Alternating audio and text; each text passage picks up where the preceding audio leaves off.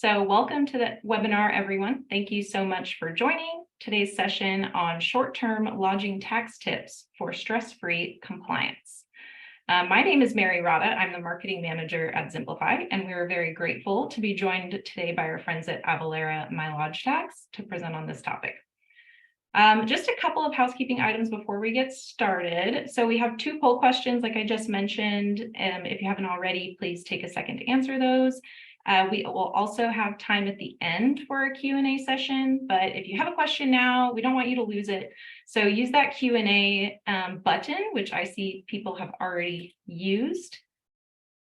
Oh, sorry about that. I will make sure to activate the poll in just a second. So whenever you get a question, go ahead and submit it to that Q&A and we'll answer it at the end of the presentation.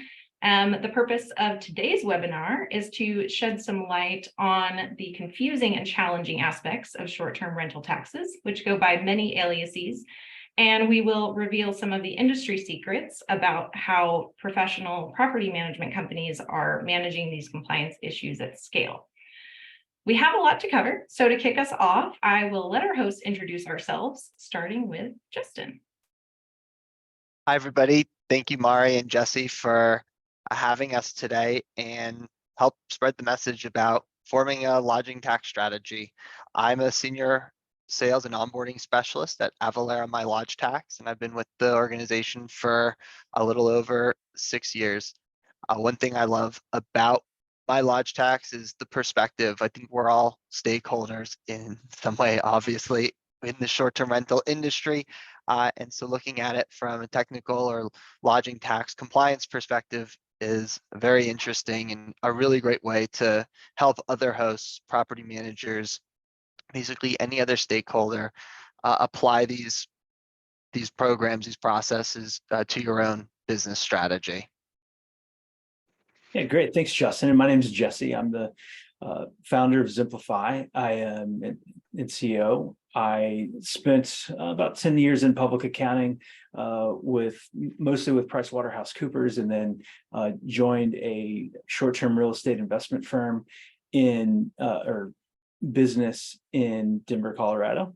So that's where I got started in this industry myself. Spent a couple of years there, helping them transform their finance function, utilizing or leveraging technology. And through that experience, saw an opportunity to serve this industry specifically, both with outsourced accounting services as well as building technology to make their lives easier. So that's what we do at Ximplifi. And when it comes to sales tax compliance, it is a complex and challenging topic that we work very closely with Avalara and MyLodgeTax to serve our clients. And so real excited to talk about this topic with Justin today. Awesome. Well, thank you both. It's great to have you on the call. And just a quick look at our agenda. First, we'll give some quick background on who Avalara and Ximplifi are and how they're changing the short-term rental industry. Then we'll dive right in and pull back the curtain on just why lodging tax is such a complicated issue for short-term rental managers. And then to answer that question, we'll walk you through the 5 easy-to-follow steps to keeping your properties compliant, and also discuss some of the technologies that you can use to simplify and speed up that process. And then finally, we will wrap it up with about 15 minutes left for Q&A. So without further ado, I will hand it over to Justin to get us started. Awesome. Thank you, Mari. So I'm going to go ahead and introduce Avalara MyLodgeTax, kind of who we are, what we do, what our purpose is, and truly the value that we bring to the short-term rental industry. And so I like to bring in some figures that really help highlight the efficiency and scalability of the MyLodgeTax program. Mike, can you go to the next slide for me, please? Fabulous. So we've MyLodgeTax annually, and I think these numbers are from 2021 and have grown even more than we see today. But still impressive nonetheless, the volume of customers. MyLodgeTax services over 11,000 individual customers, property owners, property managers. And 410,000. I think that's upward around 500,000 lodging tax and sales tax returns. So just the scalability and the ability of my lodge tax to support really a short-term rental operator of any size with the registration and the ongoing tax reporting of their short-term rental business. And that really again highlights the 29,000, close to 30,000 licenses or registrations that we're applying for with our hosts, property managers. So I'd love to bring those figures and just kind of show you what the scale is and where we continue to grow and service our partners.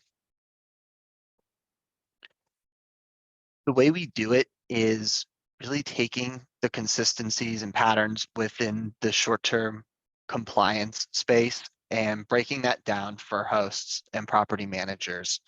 Everything from the initial research and approaching the various state or local jurisdictions to determine the tax and registration requirements for short-term rental operators, and then applying those processes to your really your entire business strategy. Needs to be incorporating good reporting, good record keeping, bookkeeping. Those are things that we're really excited to kick off with our relationship with Ximplifi.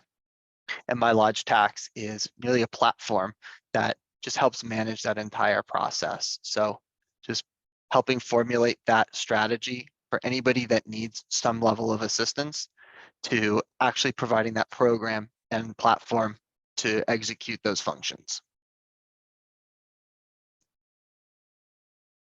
Great, and thanks. I'll talk a bit about Ximplifi. Can jump to the next screen here. Ximplifi, effectively, as I talked about earlier, we're a technology-enabled accounting firm. We built VR platform, which we'll talk about a little bit later, but it's an accounting plugin for your property management system. So we plug into multiple property management systems and then integrate and sync data from that PMS, as well as from merchant processors like Stripe, or even some data directly from Airbnb into the accounting platform to facilitate both trust accounting and operational accounting. And then in addition to that, we have a team of north of 40 different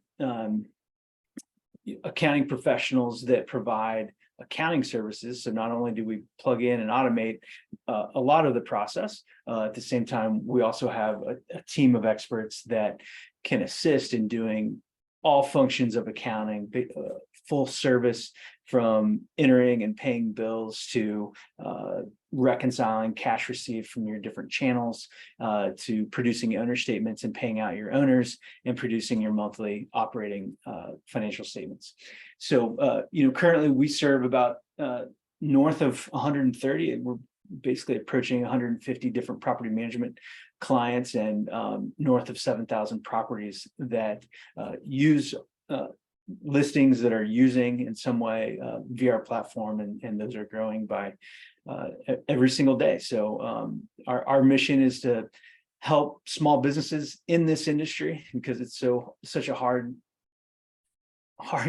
business of serving clients and guests that are pulling you each way, and the accounting can be complex, and a lot of folks end up struggling with finding solutions. And so that's what we do every day, is find solutions and help our clients reach their financial goals in this business. Speaking a bit more about VR platform, as I talked about earlier, we integrate with multiple property management systems. So we essentially plug in to your PMS, and then depending on what accounting system you want to use, whether that's QuickBooks Online, whether that's Xero, or a more robust platform called Sage Intacct. Actually, one of our clients is on today that uses Sage Intacct, and we've integrated their PMS with Sage Intacct to, again, automate having real-time data flow between your PMS and the accounting software. So helping our clients have real-time insight into the performance of their business, automating that owner statement cycle, and again, helping them achieve greater financial success in their business. And I'll throw it over to you, Justin, to talk about what we need to do when it comes to tax compliance. Yeah, thanks, Jesse. It's really valuable with what Ximplifi brings. I've seen every single company in every industry struggles with their finances, and having a resource like that is extremely valuable. And so what I'm going to do now is really introduce lodging tax and how to approach or format strategy, kind of taking some high level details. So go ahead, Marian. First, we're going to define what lodging tax is, because we continue to use that term. And so it's very important to call out that lodging tax is just simply a general term. This is referring to the indirect business tax that is applied to the transaction of a short-term rental or a short-term lodging transaction. And so the actual terminology used by a state or local jurisdiction is going to vary. And so it's important that we pay attention to the actual terms used by those jurisdictions in order to potentially avoid any misinformation. So here next, we're going to really take an example of a property. I love bringing in an example from a property in Myrtle Beach, South Carolina, because this really highlights all the various levels of complexities that we want to address when we're forming our compliance strategy. So this is merely what we call the initial research stage. When we acquire a new property, we want to make sure we understand where that property is located within city limits, unincorporated area of a county. And so on the left side, there's that map with the red shaded area indicating the city limits of Myrtle Beach. We're going to pretend like our property is within that red shaded area. On the right-hand side, I brought a table that shows the total lodging tax rate. This is the amount that we apply to the guest's transaction, and the breakdown of that lodging tax rate. The lodging tax rate is going to be comprised of state and local subtaxes.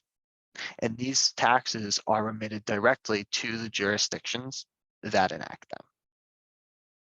So when we approach our research, we want to make sure we're segmenting each individual jurisdiction and reaching out to those separately. So the state is going to provide you only with the tax information that's related to the state. The county only going to provide you information related to the county, and the city, the same approach. So make sure we're inquiring to each level of jurisdiction where that property resides.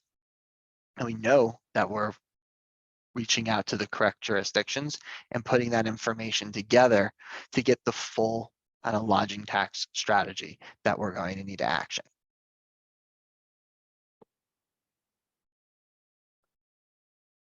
I often like to talk about the impacts and what benefits we all kind of as an industry and communities receive from paying our lodging taxes and maintaining our compliance with the jurisdictions where properties are located. And I like to also point out, not necessarily listed here, but a standard lodging tax rate is really anywhere between, I like to call it 9 to 15%.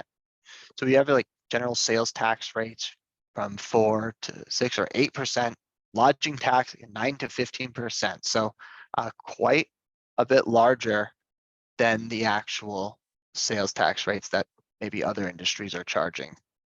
And that's because we often see a combination of those state and local taxes. That Myrtle Beach example sits right there at 13%. Lodging taxes are distributed directly to the state and local jurisdictions that enact them. So these funds are being injected straight into the towns and the counties where our properties are located. High tax rates, 7% lodging taxes, things like that.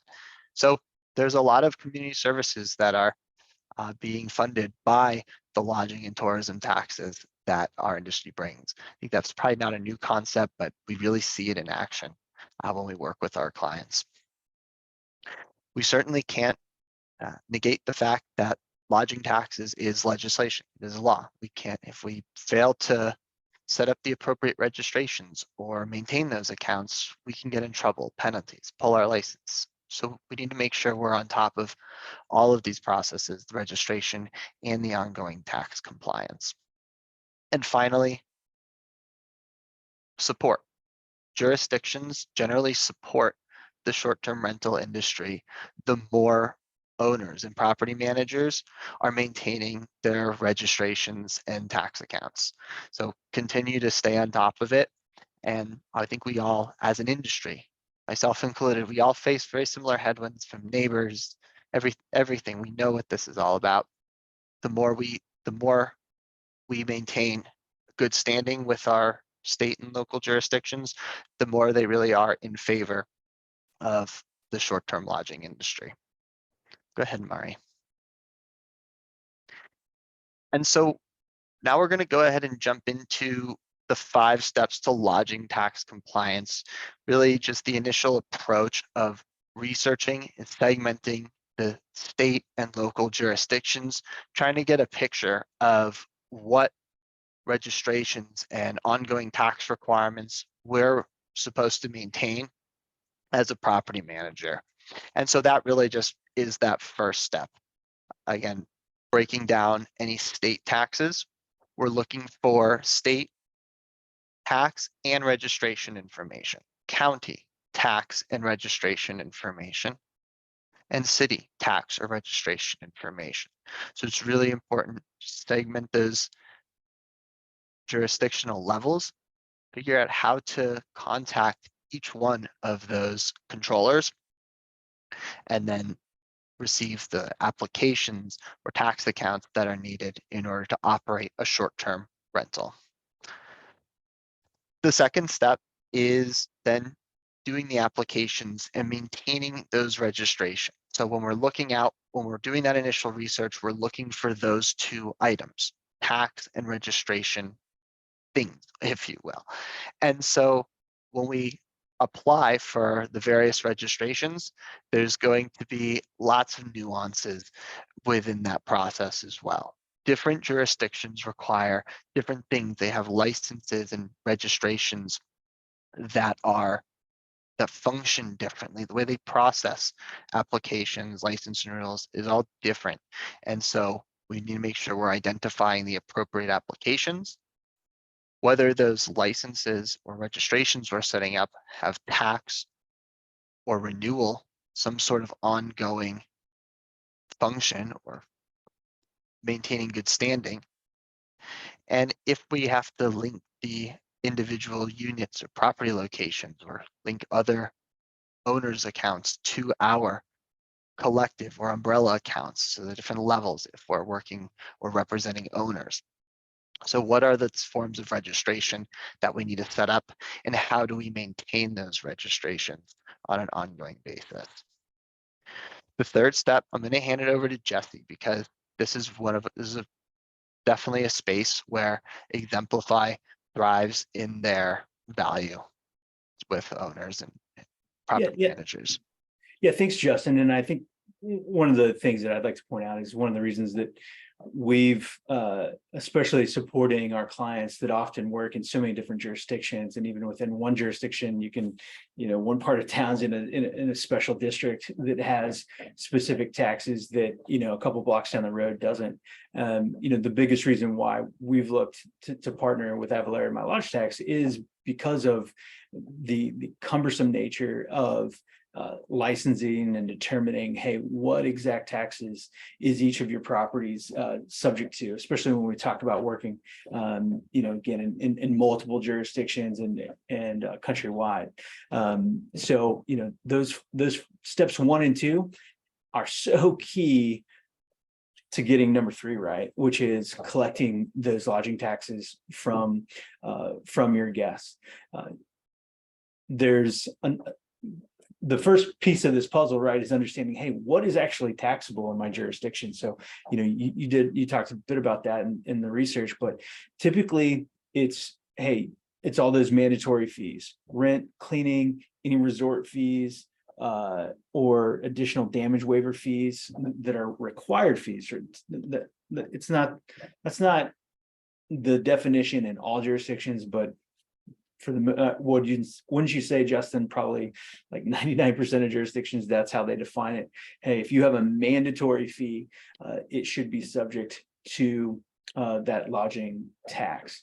And so then the second piece of that puzzle is, okay, well, how do I set up whatever my reservation platform is, whether I'm using my property management system and setting my taxes up correctly through that platform to collect taxes, and not only setting those up, those different, I'll call them tax groups by jurisdiction, but then you also have to take into consideration my different channels. So for example, Airbnb, typically you're never the merchant of record. And so for many jurisdictions, Airbnb is collecting and remitting taxes on your behalf. However, as with everything, there's always the exceptions where there's certain local jurisdictions where Airbnb isn't collecting those taxes and remitting on your behalf. So you could have, and I think if we jump to the next screen, we actually have this example where Airbnb is remitting, those top 5 taxes, but they're only remitting, but you have to remit the 6 and 7 in that of all of those different taxes. And so now understanding, hey, I've got to go into Airbnb and make sure that Airbnb is set up to, they call it TOT, or pass-through taxes, that they're going to pass through to you, and then you go ahead and remit those. So again, typically your property management system isn't going to control Airbnb, and so there's special settings within Airbnb to make sure that you are collecting and having the correct taxes passed through to you. But then, when we look at your other channels, whether they're direct or booking.com or VRBO, assuming you're the merchant of record. So merchant of record means, hey, you're running those payments either on Stripe or through some sort of merchant processor. You're running the credit card and you're collecting that money. So it's those, for those stays, you actually are responsible for all 13%, collecting the 13% and then remitting those taxes to each of those different jurisdictions. And so really, if we want to jump back to the other screen real quick, it's, hey, how am I setting up my property management system combined with my channels to make sure that I have the right things marked as taxable and I have the right tax percentages set up for each one of my properties. So then I'm actually making sure that, hey, I'm collecting the right amount of taxes. And then finally, the other piece of that puzzle is, okay, well, now I need to determine what is my taxable income by channel and by property in order to remit those taxes. And where we typically step in is helping our clients make sure that those settings are right in all the right places. And then we're also reconciling, okay, hey, what taxes did I collect versus what taxes are owed based on what we call calculated tax. So we call it reconciling calculated taxes, which is my taxable income multiplied by my tax rate, versus the taxes that I actually collected from our guests. And so, I can't, unfortunately, I've seen way too often where our clients that come to us and they have not been collecting the right amount of taxes, but they've actually been remitting the right amount of taxes, and so they find themselves in a bit of a hard spot because they've been remitting a bunch of tax and they didn't realize it, that they never collected, and so effectively they've got cash that was going out the door that they never had. So a lot of issues there to identify, and obviously you want to make sure that you identify them as early as possible, ideally right as you're getting set up. So but that's how we really help our clients walk through the collection process. And I'll throw it back to you to talk a little bit more about filing. Thanks, Jesse. Huge call out. And I think it's something we're going to go into a little more, but we certainly always welcome conversations and talking about marketplaces like Airbnb and Verbo that have tax remittance programs. I mean, you just hear it, it makes it that much more complex to maintain your own business tax accounts and then file your revenues and your tax returns accommodating the Airbnb remittance programs. What do you have to pay? What do you not have to pay? How do you track that? Those are all super important things. I mean, I can't tell you the amount of times I see people double paying or just not paying anything and getting themselves into really hot water. And so that's really where we're going to go into step 4 is physically filing and submitting the tax documents that we owe to the state and local jurisdictions in order to keep those registrations up to date. And so the first call out is to understand the filing frequencies associated with each of your business tax accounts. When you set up a state or local occupancy or lodging sales tax account, whatever it's called, that's that obligation to submit monthly or quarterly tax returns is assigned to that license. So very important that you understand the start dates that you're going to establish for the business and the frequency, how often we need to file our tax returns. Of course, due dates. The tax return has a due date when it needs to be submitted. So what is that due date? Does that vary between jurisdictions that we're working with? Very common to see jurisdictions mix those due dates and filing frequencies. A great example is kind of picking on the Carolinas today, North Carolina, where a lot of those returns are due quarterly. Maybe the locals are due monthly. So pay attention to those frequencies and due dates. Common due dates are the 20th or last day of the month, but lots of variance there as well. Some returns due as early as the 10th or the 15th, kind of due dates scattered around all the way until that last day of the month. So jurisdictions are really gonna make it difficult by just setting different due dates. They don't necessarily communicate with each other or coordinate those sort of things. It's our jobs to pay attention.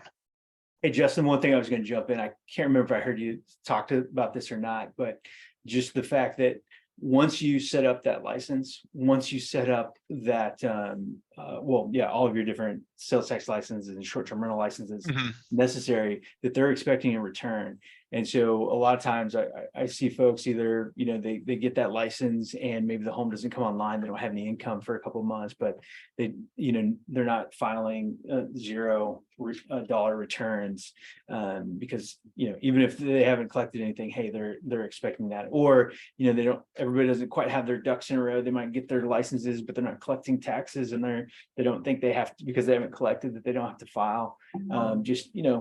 Pointing that out, that is an area that I've seen folks get into trouble because of that.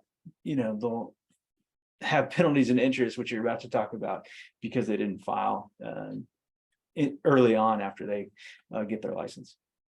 Yeah, exactly. It's probably one of the most common but easiest things to be aware of and fix. Once you set up the tax accounts and licenses for your short-term rental property or your property management business, those jurisdictions are then expecting timely returns regardless of the revenue amount collected. So you still have to file your tax returns claiming revenue collected, but you might not owe a tax payment for whatever reason, but you need to submit that document or else that's going to the consequence is really what we're going to talk about next. And so to file your returns, we're going to just really focus on how do we get that done. A lot of these jurisdictions are turning toward an online filing program. I think some of us are managing this on our own already. The Taxpayer Access Point, MuniRevs. There are some other different organizations or new programs that have been enacted over the past probably 5-10 years. I've seen in the short-term rental industry accepting these lodging tax payments. So how do we submit our lodging taxes each month? Are we using an online portal with a username and password? Are we just sending in a check with a paper return? These are things that we need to understand to make those due dates and send in our returns accurately. Familiarizing ourselves, those online portals be a little tricky, but you can work with them too. It's important to know how to navigate those programs. And then when you're listing on a marketplace, I like to just really highlight this at the very end of our filing, because we understand how to file. Now we apply that marketplace factor to our revenue reporting. Is any marketplace that we're using, Airbnb or otherwise, collecting and remitting a portion of the lodging tax obligation? And if so, how do we claim this revenue in order to not make a tax payment on the revenue that was already paid by that marketplace? So pay attention to those jurisdictions. Get a lot of questions about how to track that. And Airbnb, Vrbo, they have published articles and blogs where they really highlight and outline the various jurisdictions that they're collecting and remitting. Being somebody who's worked with that for years, very difficult to kind of interpret. You can go ahead, Mari, because now we're going to step into that fifth and final step of managing your compliance strategy. And that's really being on the lookout for notices or correspondence that we might receive from the jurisdictions. We're continuously filing monthly or quarterly tax returns and paying them lots of money. So it's really not uncommon for them to communicate back to us. This is a form of communication to us with those state and local jurisdictions. And so some things that we want to look out for if we receive some form of notice that a property or a tax account or license that we hold, who is this notice coming from? The state, the county, city, what's jurisdiction? That way we know who to reach back out to. Is there a case number, license number, or some form of identifying factor? That way we can just communicate with that agent, whoever's helping us resolve that notice. They can pull up that case and then really provide guidance to help us promptly remove that delinquency. There's such a vast variety of reasons why a jurisdiction is going to reach out to you. Like a notice of audit or a license renewal. Perhaps you've filled out a tax return. They believe you filled out a tax return inaccurately. So be on the lookout, reach out promptly, find that identifying factor, know who sent it to you. It's just be on the lookout. If we're using those online filing programs or you've opted out of receiving paper notices, be aware on those online filing portals, because that's where they're going to communicate with you. Check that message centers. So many times we get licenses and we take over these tax accounts and there's 100 notices in there. The jurisdiction is just trying to communicate something with you to bring that account into good standing. So make sure we know how to use those programs. They're fairly dynamic. And the best way to resolve that is to meet them where they're at and communicate through that filing portal. Hey, Justin, real quick, we did have a question come through and I figured it's a fairly easy one. So I thought I'd answer it real quickly on the fly here. So someone asked, do we have to remit lodging tax on non-mandatory fees, for example, pool heating, non-service animal pet fees, etc.? Typically that answer is no. That's not true for all jurisdictions, so I'll just throw out that warning. But in my experience, it's really those mandatory fees that are subject to lodging and occupancy tax, not ad hoc fees for different items that they're adding on because they're going to be using a pool or want to turn on the pool heater, etc. So anyway, I'd say almost always you don't have to remit lodging tax on the non-mandatory fees. That's right. You certainly want to check with your jurisdiction if you're going to offer those sorts of ancillary options as well.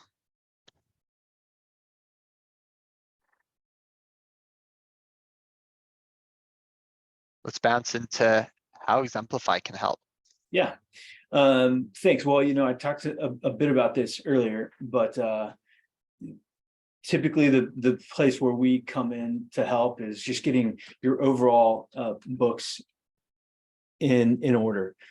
So every reservation becomes an invoice with our accounting plugin. Each payment is recorded and applied against that invoice, making sure that, hey, for every charge that's coming from your different channels or from your property management system, those are accounted for and itemized. So what's rent is recorded as rent, what's cleaning fees is recorded cleaning fees, pet fees, sales taxes, etc. Again, and that's using our integration platform and bringing that data over into your accounting system's choice, reconciling, plugging into Stripe or Airbnb or other merchant processors and payout platforms to reconcile the payments that are being recorded, perhaps in your property management system. Typically in your property management system, we're then reconciling that to actual cash received from those merchant processors and deposited into your bank. So really making sure we have a tight grip on the revenue that you're earning by channel, by property, and then reconciling that to the cash that you have. And again, finally, also our platform has its own owner statement portal that all the data within QuickBooks or Sage Intacct or Xero is then used. So that reconciled data is then used to produce and pay out your owners in a very seamless process. So that's really where we help is helping folks get their QuickBooks or whatever accounting software they're using set up correctly and integrated with our via our platform. And then, as I talked about earlier, hey, a lot of folks, even when things are largely set up for them, there's still a decent amount of understanding and expertise that's necessary to manage your accounting appropriately. And so a lot of folks just say, hey, we love having people that know exactly what's needed and are already doing this for a lot of other similar clients. And I really just want to go focus on serving my guests, growing my guest revenue, and bringing on additional properties. And so we completely take the burden away of managing accounting. Certainly there's a level of teamwork. We can't do the accounting without the inside of money that's being spent by our clients. Or different questions about different reservation payments, et cetera. But largely we become just, an extension of them that helps them have peace of mind over their financials and getting their owners paid, but then also focusing and helping our clients achieve the financial success that they're looking for in their own business. So, hey, we want to make sure owners get paid, but we also want to make sure that we help our clients grow their bottom line, and so they're paying themselves and getting the right profits or the profits that they should expect as a property manager. When it comes to working with Avalara, as I talked about earlier, we work very closely just because of the nuances and just so many different jurisdictions that we work in. We work closely. If folks want us to manage the compliance for them, we actually do that utilizing MyLodgeTax services. And I jump to the next screen. And coming, I talked, these are all the different systems that we connect in today. We're, every few months we're adding a new property management system. Those are the systems that we're working with today, and very excited when it comes to talking about, Avalara and MyLodgeTax is we've engaged to build a sales tax dashboard, essentially, that will very, easily report your various sales taxes that are due by jurisdiction and by property and by channel, all the different things that we talked about today that are necessary to understand.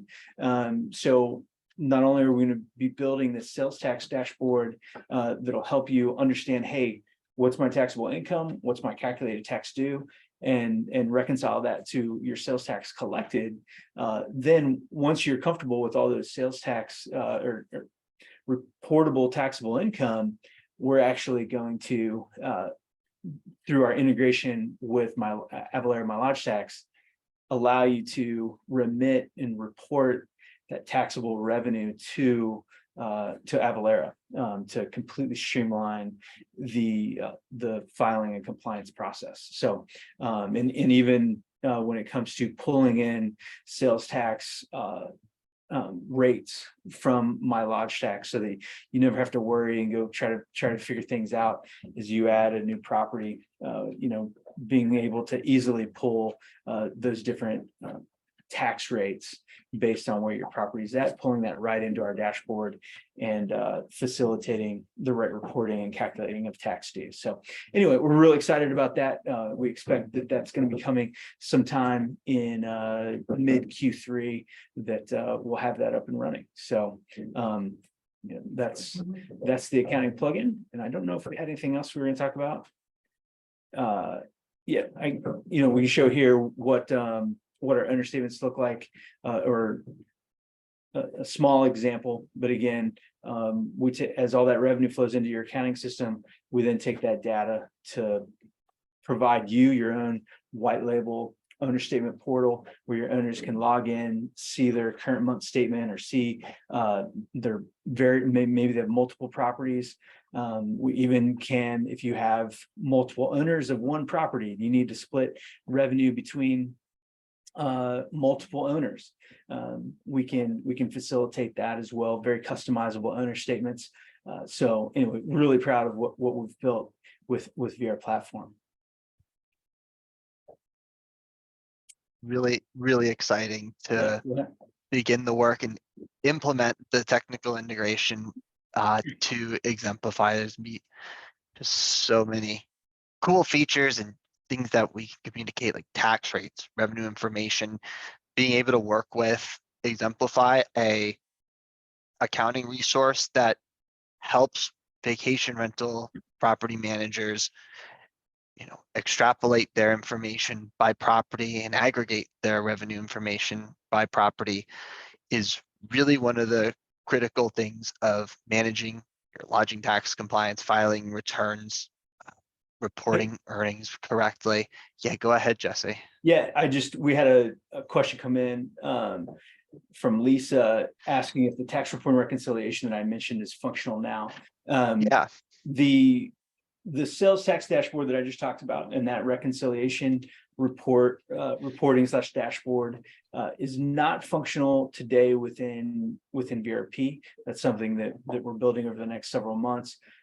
I will say that we have other means of helping our clients report and reconcile taxes collected versus calculated tax due, especially if, at least I don't know how large an operator you are, but for clients that are, typically growing 100 or more, Sage Intacct becomes a really useful tool from a reporting standpoint. So we can really produce some custom reports that ultimately, will do the same thing that we plan to do within VRP. But hopefully that answers that question. It's not quite functional now, as I just talked about. Great, thank you, Jesse and Lisa, for that question. And so just to really summarize who we are at MyLodgeTax, we're a short-term rental platform that property managers use in order to manage their compliance. We've been in business since 2003, so just about over 20 years. I think this is our 20-year anniversary. So we've seen a lot of changes throughout the STR industry, both the owner side, property management. There's so many changes in the industry, and really the functions of our service are just comprehensive through all 5 steps of that compliance strategy we went through. Everywhere from researching the state and local tax and registration requirements for any property that's added to MyLodgeTax, we actually generate a report and send that report out to the user in order for them to log to their files and then set up their property management systems, their marketplace channels, establishing the correct tax rate to apply to reservations. Really gives us the framework to then move into the registration setup phase, helping our users establish all of the necessary short-term rental licenses, business tax accounts, essentially helping with identify the applications, complete and submit those applications. And we do try to make that as hands-off as possible. So there could be some items where we do lean on our users for actionables and perhaps a balcony or fire inspection, things like that. So we help make you aware of the various requirements and what's needed in order to set up those licenses. Of course, the revenue reporting process we talked about, hopefully soon we can implement this technical integration to receive direct revenue information from our partners like Ximplifi, and our users will be asked to log in and report their earnings by property. So MyLodgeTax can calculate, charge tax amounts due, and then report those or distribute those tax returns to the state and local jurisdictions where they're due. And we even kind of adjust that fifth step where we're looking out for notices and address those for our clients as well. So we will get those to our office. Sometimes they're mailed or sent to the property managers directly. We work with our users very, very closely to manage the notices and any correspondence that they might receive from a jurisdiction.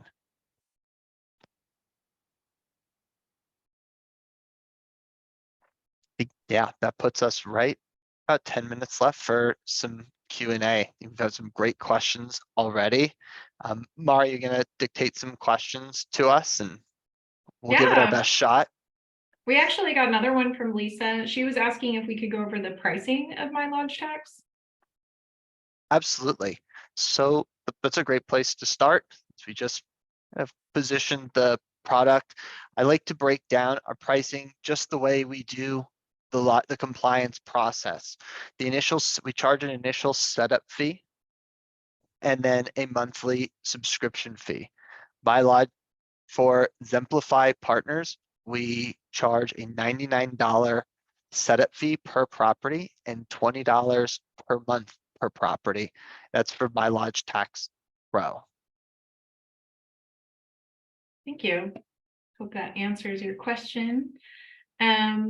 But you have to be a Ximplifi client. You have to be a That's- Ximplifi client for that special rate, That special rate. and that is a special rate. It is a special rate. How long does the registration setup process take? That's a fantastic question. I'm getting an echo here. Now the echo is gone. Great. So the registration process will vary by jurisdiction if you're going to apply on your own. One thing we like to incorporate for all our customers, we try to standardize the process as much as possible. So we give them a 1 month by property timeline to complete that registration phase for units that you onboard. And so what I also like to call out is how to establish a start date and how MyLodgeTax continuously on a rolling basis establishes start dates for new units being onboarded. We mentioned that in the second step of our compliance process. So really the takeaway is with MyLodgeTax, it takes about 1 month to set up the licenses and tax registrations, but the start dates that you receive will be 1 month out. For example, if you were to subscribe a new property with MyLodgeTax in April, that property would receive a May start date, meaning May revenue reported in June is the first time that you would report earnings for that unit. Great question. I'd love to go over that timeline. The two key concepts in order to be successful with MyLodgeTax or any short-term rental, you manage your compliance through our program or not. knowing the timeline for steps for registration, and then that revenue reporting or tax filing process, those are going to be the critical keys to maintaining a successful compliance strategy. Gotcha. Thanks, Justin. There was a question on that special pricing. If they are already established with Ximplify, with listing setup, does the setup fee apply for Avalara? Yes, the setup is largely driven by the need to set up on the MyLodgeTax system, get the right licenses and confirm the right licenses are in place. So, Justin, I'm sure you can speak a little bit more to that, but yes, that setup fee when it is specific to whether or not you're currently working with us or not. Yeah, we are so extremely excited to begin our partnership with Ximplify that we've actually discounted the setup fee. We apply that setup fee to every single property that's onboarded with Avalara MyLodgeTax, regardless of the current registration status. Really, when you add or onboard a property with MyLodgeTax, there's a significant amount of due diligence that our program takes into researching and confirming the tax and registration requirements, formulating that framework. We actually build it into your account. So you log in and you can see these things working on your account, validating any existing license information that you've already established on your own. So we take a look at anything that you've set up. We want to see it, send it over. That way we can use it and take those accounts so we can begin filing returns using what you have set up already, or apply. So whether you have, if there are any missing items or registrations, we validate what items you have set up and we help fill in those blanks. We're often helping people set up registrations completely from scratch. So we always apply that $99 setup fee, and that's discounted from our list price of $299. So, that's just a testament to how excited we are to begin this partnership with Ximplify and what we want to offer Ximplify members to begin trying our program. Awesome. Thanks, Lisa does have a follow-up there. The question is it possible to handle registration of permits and renewals, but partner with Avalara just for filing the returns? I believe that answer is no, but I'll let you confirm that. Yeah, that's correct. We offer our service only as a combined service package. So we don't only offer registration services for that setup fee or the monthly filing services for the monthly fee. Right. We only offer that as a package together. Right. And then I do see a question about the cost of Ximplify. We do segregate that out between the cost of our software and then the cost of our services. Typically, we're only going to support clients that are using our software and supported property management systems. The monthly subscription for VRP, our accounting plugin, starts at $125, and that's up to 10 units at $12.50 a unit. And then we have tiered volume discount pricing as the number of units that you have grow. And then from a services standpoint, our services typically start at I have my sales director on here, so I might misquote this, but we have a tiered services there as well. So what we call silver, gold, and platinum. So silver is where we're essentially just supporting our clients on a trust accounting only basis. We're just reconciling their trust account, getting their owner statements out, dealing with owner billables, and making sure those get on owner statements. So that would be our silver, and then platinum is basically full service. We're doing everything from paying bills, reconciling credit cards, and also doing the trust accounting as well. So, and then gold is something in between that. But those services typically start at $1,000 a month for the silver, and then that's for up to 20 units. And then again, we price our services on a per unit basis as well. So it grows from that $1,000 per unit. I'm sorry, not $1,000 per unit, $1,000 for up to 20 units. I see we have, how many units on average does Avalara MyLodgeTax manage per management company? Well, but that's a hard one, but I don't know if you know that answer or not. Yes, I don't know that answer. We work, but I would like to certainly speak to it. And Mari, I think we have one more slide here. I want to give all our attendees, and again, thank everybody for hanging out with us and talking lodging tax with Jesse and I, and encourage anybody who has more questions or would like to speak with one of us to take down the contact information we have, and we'd love to continue that discussion. But I guess I don't know exactly what the average or that median number is for the volume of properties, but we really service property management companies of all sizes, users with, 3 to 10 properties and users with hundreds and thousands of properties and everywhere in between. So Yeah, and I think we're fairly similar. I think we actually just implemented that 20 number, and we've made some exceptions to go down in the teens. But I'd say the average for us is probably somewhere around 40 to 50 for our clients. But again, we have some that are just 10 and just above that, up to north of 1,000. So really runs the gamut. And we really try to segregate at least our services on kind of servicing the unique needs of the smaller operator versus the larger operator. Usually that's by accounting system. So our larger clients are using Sage Intacct, which is a more powerful, more robust reporting platform versus say QuickBooks. So I think the average property manager in general is around 15 to 20.